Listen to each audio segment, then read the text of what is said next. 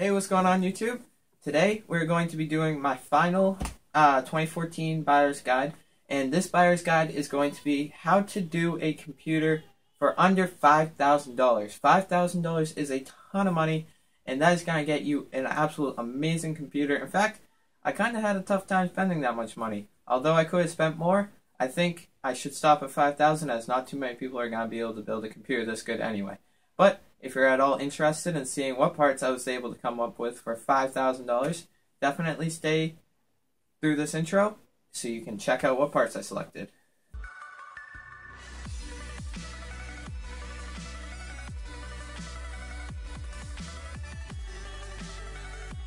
Alright, and we're back. So $5,000, that is so much money, guys. Honestly, you could buy a car with that much money. So to be able to devote all that money to a computer, you are very lucky to be able to do that. Now, for the CPU, we are going to be using the i7-5960X. This is an 8-core processor with 16 threads, and as I said with previous i7s, you're not going to be able to see much of an increase, if any increase, in performance when gaming. So I actually wouldn't recommend this CPU if you're only going to be gaming. However, multitasking and video editing, you are going to get some crazy performance, and that's why we went with this, because $5,000, why not buy a $1,000 CPU? So, for the liquid cooler, we're going to be using a Corsair H100i, as this is a K-series CPU, or an X-series technically, but it's still overclockable. So, we're going to be using this liquid cooler to see just how much performance we can get out of it.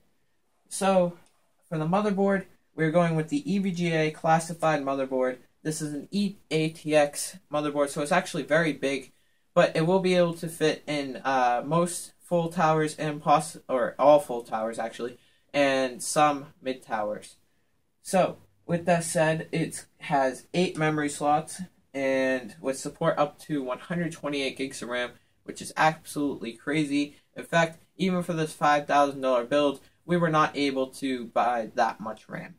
So it does have RAID support, it has Crossfire support, it has 4-way SLI support. It has 10 SATA 6 gigabit per second ports. That's a lot of ports, actually. Most motherboards would be lucky to have 1 of 6. So, to see 10 on this motherboard is quite awesome. And it has onboard USB 3.0, which is completely to be expected. So, this is a very good motherboard. It should overclock very well. And it's going to have support for pretty much anything you will ever need to do. Obviously, I don't know what you guys are going to need to do, but this motherboard should definitely be able to do whatever it is. So, moving on to the RAM, we went with 32 gigs of G.Skill, 32 gigs of G.Skill RAM, and this is going to be DDR4, of course, because it is on the X99 platform, and it's going to be 8 gigs, so you're actually still going to have another 4 slots left.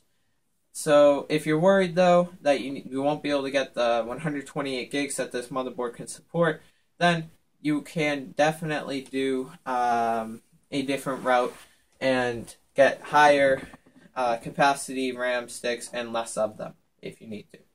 So, with that said, this is 2400 megahertz RAM, so it's very fast and very nice. Although they do make faster, we did need to stick with some sort of budget, even if that budget is $5,000. Moving on to the SSD, we went with the Samsung 850 Pro 1TB SSD. That is currently the biggest SSD. Although companies are starting to come out with, or looking to come out with, higher capacity SSDs, 1TB should definitely be enough, especially when paired with our 1TB Western Digital Black. If you feel you need more space, though, you can definitely get another 1TB SSD or a couple more terabytes of hard drive space, just by simply adding some more hard drives into this build. However, 2 terabytes is definitely a lot of space.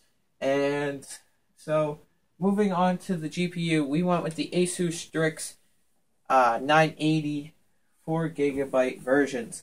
And not did we go with 1, not did we go with 2, we went with 3. 3 of these. That is going to give you some crazy performance. And if you're asking yourself, why did I not go with 4 of them? Well, that's because, honestly, you're not going to gain much, if any, additional performance when going with 4, because currently they're just not optimized well enough to be able to handle 4 graphics cards. That's why I stopped at 3, and 3 will definitely give you some crazy performance. However, if you're worried about not getting your money's worth, you can stick with 2, as going to 3 isn't going to give you that much of an increase in performance, as the scaling of these graphics cards is not linear. So, with 3, you'll still definitely get a boost of performance, but it might not be as much as it was when you went from 1 to 2. So, with that said, for the case. Now, obviously, the case is opinionated. You don't have to go with this case. In fact, you can go with any case of your choice that fits all this in it. However, I decided to go with the Corsair 900D because personally, I think that's a nice looking case and it can hold a lot of stuff. This is a huge case, guys, so it's going to be able to handle absolutely anything you need. And if you don't like it though, then you can go with a different full tower case of some sort. And yeah, moving on to the power supply.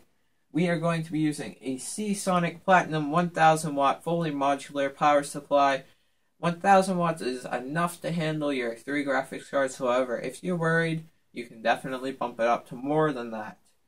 With that said, it's fully modular, so you'll be able to make your the inside of your computer look really nice. But if you're spending $5,000, I would suggest getting some nicer cables. But that's completely up to you, and since that's not an option on PC Part Picker anyways, I decided not to add it into this build. So this power supply is going to be very nice, and it's going to handle absolutely anything you need. And that is actually it for this build. So $5,000, that is a crazy amount of money, but it's going to get you a crazy amount of performance. So hopefully you guys enjoyed this video, and if you did, please be sure to leave a like. I would really appreciate it, and definitely don't forget to subscribe for more awesome videos just like this. So thanks so much for watching. I'll see you guys next time. Peace.